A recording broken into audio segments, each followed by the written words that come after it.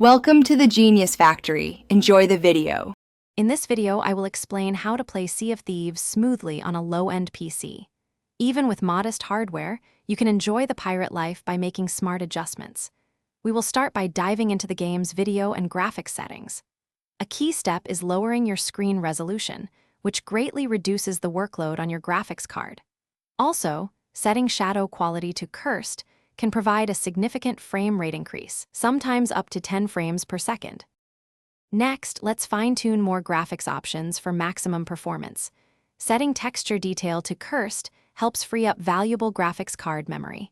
Similarly, lowering water detail to cursed not only boosts your frames, but can also improve visibility underwater. Reducing the draw distance means your computer renders fewer objects at once, which is a big help. Finally, adjusting particle effect quality to cursed will further enhance your game's responsiveness. Resolution scaling is a powerful tool for low-end systems. This setting allows the game to render at a lower percentage of your chosen resolution, then upscale it. For example, setting it to 85% can provide a boost of around 10 frames per second. For very old hardware, consider a 720 pixel resolution.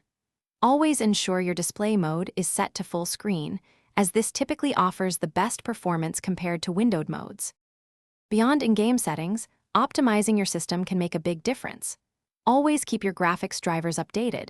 New drivers often include performance improvements. Close any unnecessary background applications to free up CPU and RAM resources. If possible, install Sea of Thieves on a solid-state drive for significantly faster loading times.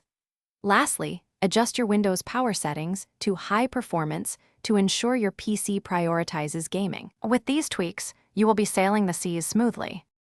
Thanks for watching. If you found this helpful, don't forget to like and subscribe.